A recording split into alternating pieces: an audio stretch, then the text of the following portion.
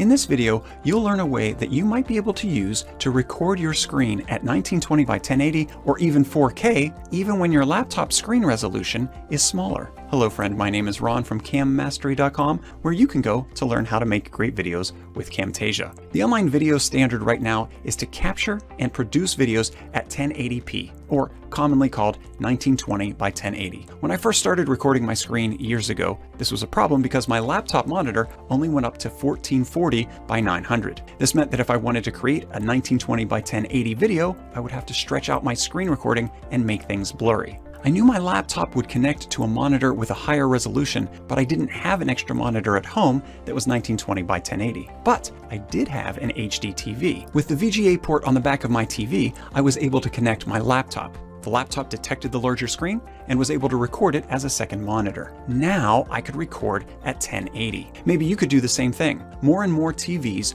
are higher resolutions like 4K. So now you could take your laptop that goes to 1920 by 1080, connect it via HDMI to a 4K TV, and record a 4K version of your screen. And if you don't have a TV at home that has a higher resolution, maybe there's one at work, at school, or at a friend's house that you could use for a short time.